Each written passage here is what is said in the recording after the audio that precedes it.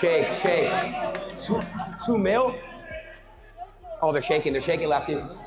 Oh my God. Let's go, baby. I'm knocking them out. Adin, I got us, bro. You got us? 2 mil.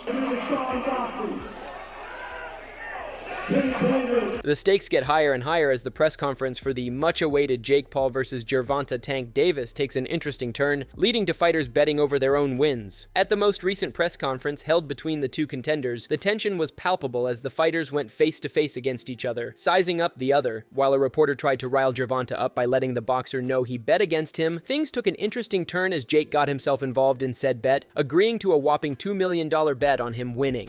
I f with you heavy, Gervonta, but I want to side bet you. I got Jake winning.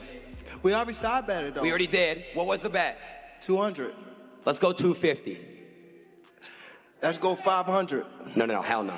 See, Jake, that's what, Jake. Come on, wow. Adin, you have to take it, bro. Jake, y'all are making $50 million for this on Netflix. I can't do it. You split the bet with me, 250, 250. Easy. Let's make it $1 million. Whoa. Let's make it 2. Jake. Let's make it 2. $1 million total. Yeah. Shake on it. Jake, $1 million. 2 mil? 2 mil. 2 mil. Let's do 2 it. mil. Right here, 2. 2 mil. Jake, 2 mil. Easy work, bro. 2 mil? Oh, they're shaking lefty. 2 mil. There we go. Oh my God. Oh my God. $2 million. Yes, sir. Hey. Moreover, after placing the bet with Jake Paul, Gervonta Tank Davis went after Nakisa Badarian, asking him how much he would want to bet on the fight. In response, Nakisa threw out the fact that he was the one ensuring that the fight would end up being the biggest event in the history of boxing, so he had no need to bet on the fight. Telling Gervonta he was not the guy who would be betting on anything, Nakisa refused to play the game laid out by the fighters. How much you want to bet? How much you want to bet?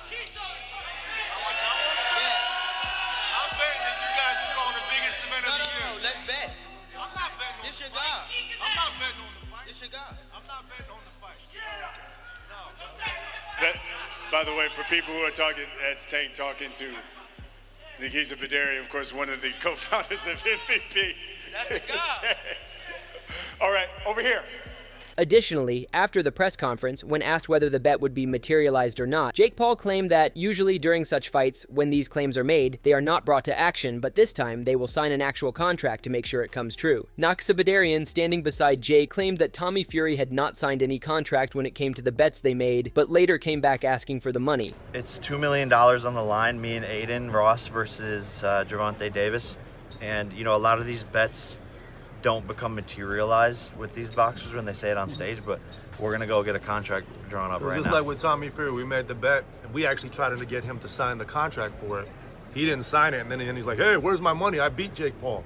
Well, Jake, you didn't sign the contract. Furthermore, aside from the bet, the press conference was nothing short of entertaining, as the fighters went for each other's throats, not sparing each other from their taunts and jabs. Going after Jake's boxing career, Gervonta claimed that he was the one who actually goes against real fighters and beats them up, whereas Jake only plays around in the ring for fun. In response, Jake claimed that's exactly what people want, which is entertainment. I kick it for real. God what damn. you do? You just play around like, you know, this regular. That's what people want, brother. It's entertainment. I can't even hear you. Yeah, we can't actually get the audio up here. We can't hear shit, to Right, be honest. facts. Moreover, knowing exactly how to get under the skin of his opponent, Jake claimed in front of everyone that Gervonta Tank Davis should be the one thanking him for the opportunities he had opened up for the boxer, being his boss and paying him a substantial amount of money for the fight. In response, Gervonta expressed pure shock at the audacity of his opponent, laughing at the claims made by Jake. At the end of the day, I gave this little guy an opportunity. He should be thanking me. I'm paying him. I'm his boss. He reports to me, and I'm gonna son him on November 14th. So you, little man. You pay me? 100%, yeah. 100%? 100%. 100%. Facts? Correct. Yes? Correct? Correct. I'm your daddy. 40. What 40 at? You heard what he said? He paid me. Additionally, Gervonta Davis did not hesitate in calling out Jake Paul over the fact that his talk seemed robotic and scripted, catching a slip-up in one of Jake's statements. As Jake compared this fight to that of Floyd Mayweather and Conor McGregor, claiming that this matchup would be more difficult than that between the two legends, Gervonta rolled his eyes and pointed out the truth. On the line, and it's a much tougher fight than Floyd had against Conor in a crossover fight like that. So respect to him. It's going to be a show, and we can talk our shit at the end of the day, but people are going to tune in, and we're both going to show out, and someone's getting put to sleep. This is really scripted. Like, you really going off of something, huh? You see how he just threw that out there, Floyd, so I could just, y'all might not catch it, but right, okay. What'd you say? I don't Nothing. know. She said we caught it, so we on the same page. On the other hand, Chael Sonnen, after seeing exactly how huge Jake Paul looks as compared to Gervonta Tank Davis in the press conference, claimed that the fact that everyone is making excuses beforehand about Jake being the bigger guy in the fight means that they believe that he would be the potential winner. This, according to Chael, should be taken as a compliment for Jake, as it means that, for the first time, the public believes that Jake would turn out victorious. There is such a compliment to Jake within that insult. It is meant to be an insult. It is meant to take away from a potentially glorious moment for Jake. That is going to take a lot of courage, a lot of money, a lot of hard work, and it's meant to draw down. He's got this size. But where the compliment comes is it means the public believes he's going to win. That's what it means, right? We went from dismissing whatever he's going to do to all of a sudden making excuses ahead of time because the public believes that he's going to win. Now, Jake's actually really never found himself in this spot before. Jake has never done a fight where the public thought he was going to win. And how will he respond? Furthermore, after Gervonta Tank Davis called out Julian Love in front of the entire world in one of the press conferences with him and Jake Paul, Julian felt compelled to clear the air. There has never been any type of beef between him and Gervonta, making him completely oblivious to what the fighter was referencing. Love claimed that it is all business from his side, having no hard feelings for anyone in his heart. Has never had a bad day in the gym or outside of the gym, and I support him. I don't know, man. He said, you know what I'm talking about. And I'm really like, what? I'm really like, wait, help me out, because maybe you speaking a language that I'm not understanding. Yeah, I'm really caught off guard. I don't live that way. I'm 37 years old. I'm a family man. Yeah. I'm not a street guy. I'm not none of that. You know what I'm saying? So I'm really trying to get a grasp on your words. What are you saying? You know what I mean? But honestly, bro, I think that Gervonta is mentally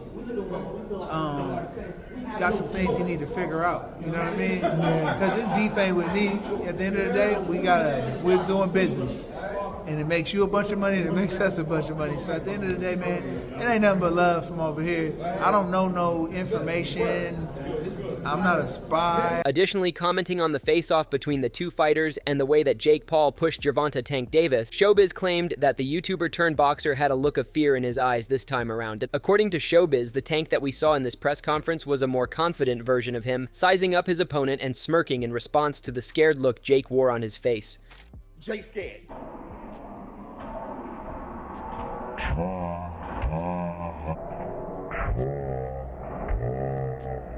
Gervonta Tank Davis showed up, showed out. I saw it in Jake's face. Jake scared, bro. It's here from the Kaseya Center in Miami, Florida. Listen. I know you guys gonna troll me. You're gonna troll me because I said Terrence Crawford was scared. Obviously he was, and he whooped Canelo's ass and all that. I hear you. Listen, I got that one wrong. But this one I got right. Tank saw it. He saw it the first time. Tank looked at him after the push. Jake Paul left all this space after the push. Jake was looking at Tank, and he was trying to die. That was not the guy he saw yesterday. However, Jake Paul refused any such claims, stating that he didn't even feel when Gervonta Tank Davis had pushed him. According to the boxer, his opponent is a fast fighter, making it easy to miss his jabs and pushes, but at the same time, that is what makes the fight interesting. Jake went as far as to claim that he didn't even feel when Gervonta had touched him, wanting to watch the footage back. I didn't even notice it at first, honestly. I want to see the replay. Like, I don't even know if I moved at all. but it was pretty fast. I didn't see it coming, so he's a fast guy, but that's what makes this fight interesting. Furthermore, Wade from the WADE concept had his own views on the press conference that had occurred between the two fighters prior to the most recent one. According to Wade, it is no surprise how the fighters are acting towards each other, since everyone did expect this matchup to be a circus. Further commenting on the clowns brought on stage by Jake Paul, Wade pointed out how the press conference was seen as a joke by both the fighters. Oh, no. I mean, I asked for entertainment, but... I mean, we said it was the circus. We did say it was a circus fight. And Jake Paul, I guess they were these two guys that are dressed up like clowns. I guess they were cued to come on stage if Gervonta ever said the word clown. So here they come. Gervonta, you're the f***ing clown, buddy. You're the f***ing clown, Gervonta. Any man who puts his hands on a woman is the clown.